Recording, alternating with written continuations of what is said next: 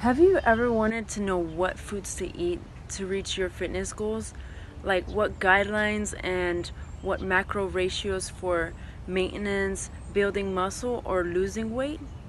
Well, it's Polly here with Made to Endure Fitness, and just stay tuned as we go ahead and dive into this video. So, my very first question for you is, where are you now? And another question, what is your fitness goal? Do you want to lose weight? Do you want to maintain current fitness level or muscle mass composition? Or do you want to build muscle and lower your body fat percentage? This slide here shows the BMI chart. Most of us know about this. What this is basically for is for the general population. As you can see on the very top, you have the weight going all the way across, and on the vertical, on the left side, we have the height. So what you do is, if you are 130, for example, and you are 5'5", you would channel downwards for your weight and match pretty much crossways to get that point that intersects for the 5'5" and 130. And you would be able to determine what level you are currently in. So if you're underweight, you're blue, green, healthy, overweight, yellow, orange, obese, and red would be extremely obese. What is obesity? Obesity has been defined by the National Institutes of Health as a BMI of 30 and above. A BMI of 30 is about 30 pounds overweight. It's a weight to height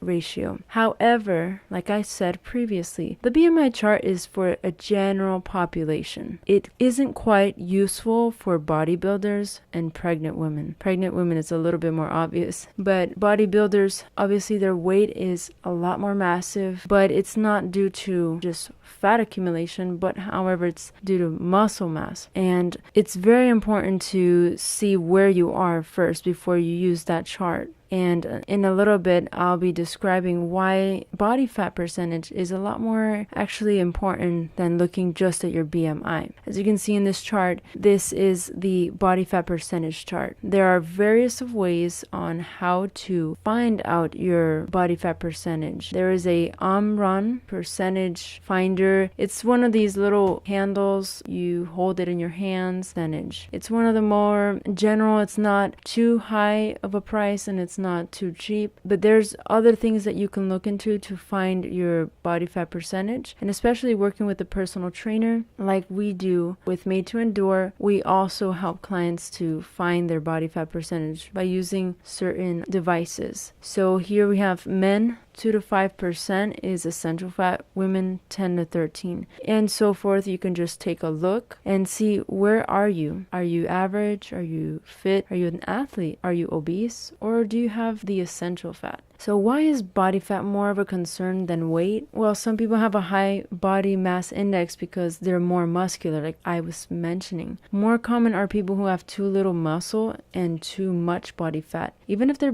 BMI is at a normal range. There was a study done by Dr. William Leslie of the University of Manitoba. He tracked 50,000 middle-aged and older Canadians, mostly women, who undergone screening for bone-thinning osteoporosis. A higher percent of body fat, independent of a person's BMI, was linked to reduced survival, Leslie reported. The risk began rising when body fat was in the range of 36 to 38%. So think very carefully where you are right now. And it is actually showing in these studies that you do have a reduced risk of survival. Interestingly, also, not just being overweight, but being underweight was also linked to reduced survival, possibly reflecting age-related frailty. Alright, so let's get into the fun stuff with what foods should you not eat.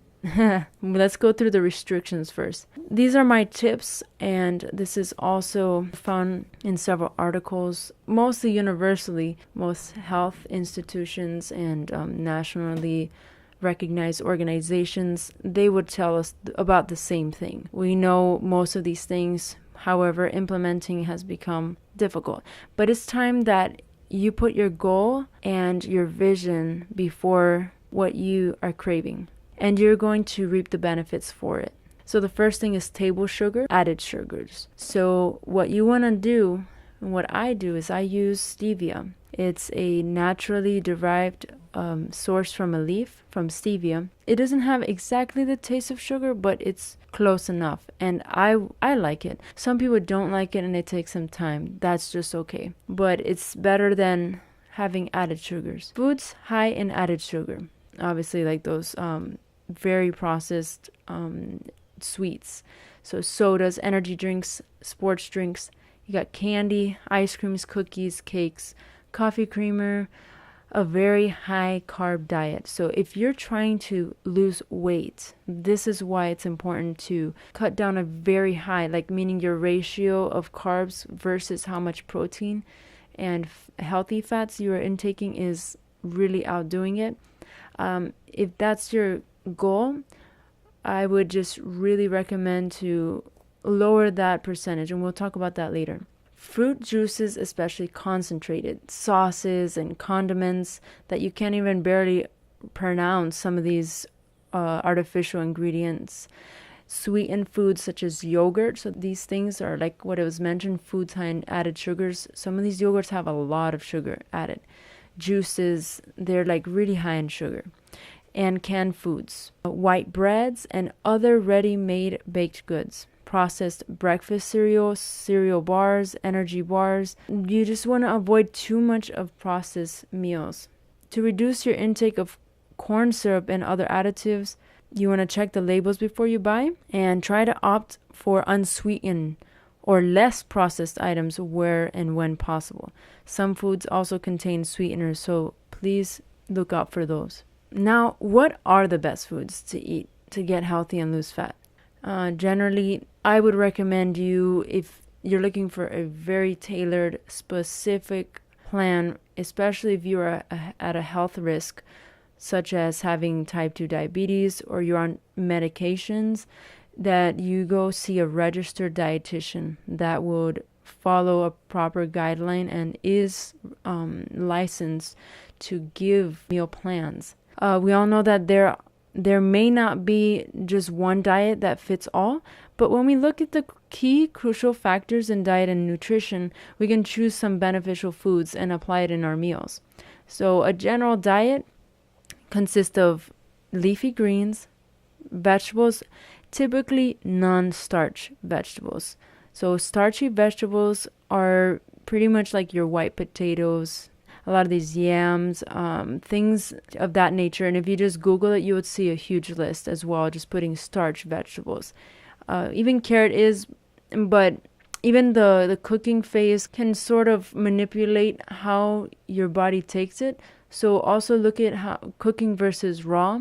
As far as vegetables, we want to stick to non-starchy vegetables. Those things are things like celery. You have onions, bell peppers, and tomatoes. These are just a few. You can also look that up. Then your next is lean proteins. Very, very lean cut, trying to remove the fats and the excess skin, which, will add on to the saturated fats. Chicken, fish, salmon, and such proteins. And also for vegans or vegetarians, there's the option of doing egg whites. For vegetarians, for vegans, you have soy, which is probably the only and main source of lean protein that they would have. That is a complete amino profile.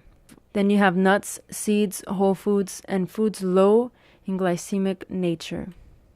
All right, so the 20 most weight loss friendly foods on the planet. Number 1 is whole eggs. 2, leafy greens such as kale, spinach, lettuce. Number 3, salmon, omega-3 and iodine in salmon reduces inflammation. This also has been known to be playing a major role in obesity, so it's very crucial with salmon or any types of fatty fishes. Those sources of iodine and omega-3 will help to decrease what risks are involved with developing obesity. So omega-3s are very important to incorporate in the diet. You don't just want to stick to having a high percentage ratio of omega-6 proteins, but try to also include the omega-3 fats, cruciferous is very difficult to pronounce, and non-starch vegetables, like I was mentioning. Cruciferous is like your broccolis and cauliflower, and non-starch, like I mentioned before. Then you have lean beef and chicken breast.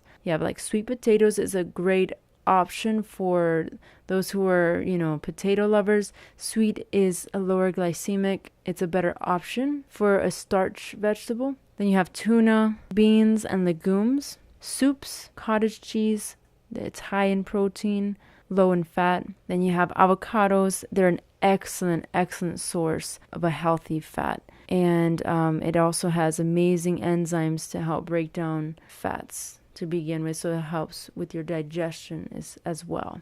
Then you have apple cider vinegar. This is very important. It helps with your microbial makeup in your gut flora. And you have nuts, you have whole grains, chili pepper with speeding up metabolism, fruits. So this one is a little bit tricky. Like we were mentioning, we want to kind of avoid too much of like concentrated fruit juices.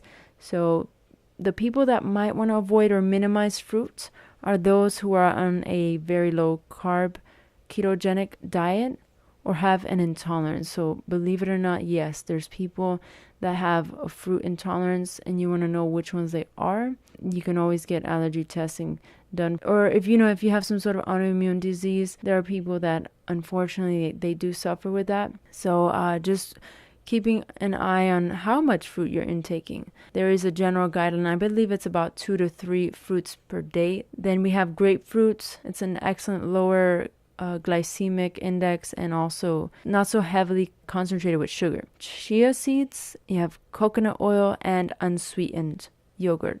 All right, and this chart here is one of the most amazing things that has helped with those who are trying to lean or get some healthier sources of carbs. Now, this chart here was a chart done by bikini bodybuilders. This is their general rule of thumb. If there are some things, I wouldn't go 100 like all the way out with this, but this is just like a general way of them choosing what to eat and put in their meals. These are one of the best and approved for those who are doing those bodybuilding bikini competition. So we have all these lean proteins here. I didn't mention too much about protein powders, but I will be doing a separate video on protein powders. What are the best ones? I personally do not do dairy due to my allergies. I've suffered for years with dairy allergy, and I unfortunately cannot have any dairy products. So whey protein though, however, I do give it, a thumbs up for those who have scientifically proven and shown that it is one of the best sources for a protein powder. So it is on the list. Pretty much a vegan or plant-based protein powder as well. There are going to be a lot that you can choose from, but I will be sharing what brands do I think have the best profile for your goals. Then we have fatty proteins. As you can see, they're proteins, but they do have, some high fat content. Carbohydrates, just take a look at this list. If you need to pause it, go ahead and do so. Or you can message me and we can communicate on how you can get this list. You have condiments and what is unlimited. All right, so this chart here is the glycemic index. And it's not showing you what you can eat now, because as you can see, there's ice cream and there's a couple of items here that may be high in sugars for those who are trying to lose weight, but everybody's different. This is just showing you what is a glycemic index, what is considered low glycemic index, and what is considered high. As you can see, less than 55 is considered a low glycemic index, and more than 70 is considered high glycemic index. Glycemic index has to do with the sugar content and nature of that food item. And if we are taking high glycemic index foods just about any time of any day, this can cause and wreak havoc on our blood sugar regulation. So it will spike up our blood sugar and we can have several energy drops throughout the day. So that's why it's important to also have lean proteins throughout the day, because it will help to regulate your blood sugar. All right, this left column is the grains, and you have vegetables, fruits, dairy, and proteins. So just take a look through and just get an idea of what these foods are and which ones are low glycemic. So you want to concentrate on the lower glycemic index profiles for when you're choosing your foods. This following chart here shows one of the most important things that I'm going to speak about. For your fitness goal, it is important for you to know what should your ratios be. As you can see on the left side, higher carb for bodybuilding. It's 40 to 60% of carbs, 25 to 35% protein, and 15 to 25% fat. For moderate carb, for maintenance, you want to do a moderate carb, 30 to 50% carb, 25 to 35 protein, and 25 to 35% fat. On the fat loss side, at the far right, is lower carb. You can see pretty much it's almost half, or it could be half, 40 to 50% of protein, 10 to 30% carb, and 30 to 40% fat. And if you have an interest on how do you track this or how could you know, we offer nutritional coaching and do provide information on how you can track that. So you can always contact and we'd be happy to help you. Different body types. There's 3 main categories, but a 4th one consists of mixed. A lot of the times we are a mixture. If you look at your mom or your dad or 2 different people, sometimes obviously we're different individuals, so there's a possibility that we have different structure and we look different in our physique. So ectomorph here on the left, in the middle mesomorph, and the last one endomorph. An ectomorph is lean and long with difficulty building muscle. So it's kind of difficult for them to build muscle and they're just naturally lean. Endomorph is big. They have a high body fat. They're pear-shaped, high tendency to store body fat. And a mesomorph is muscular and well-built with a high metabolism and a responsive muscle cells. And then the mixture is obvious that it could be a mixture of any of those 2 in those 3 categories. So it's a mixture of 2.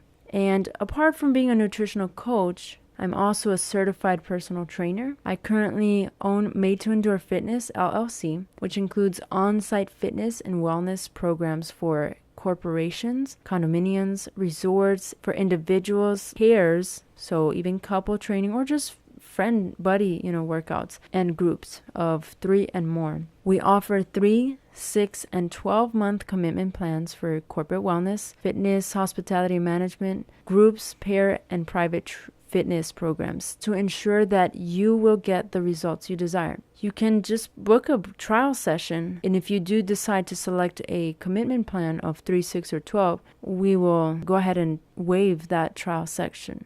We also offer fitness on demand program that we refer clients to, and you can also get a 14-day trial on that program. You can check out our website for more at madetoendurefitness.com. And you can book online at the link below. And if you are interested in some home fitness on demand, there's also another link below. If you enjoyed this, I am glad that you did, and I hope to be hearing back from you. Well, that's all, folks. So before you go, if you really like this video, please hit the thumbs up button. Just comment in the section below and tell me a little bit more on what you would like to see. Give me some feedback. Then go ahead and subscribe to my channel. Share this with your friends and family if you know they can benefit from it. And then just hit the little bell button for whenever I make more videos. Alright, you guys have a pleasant, healthy day.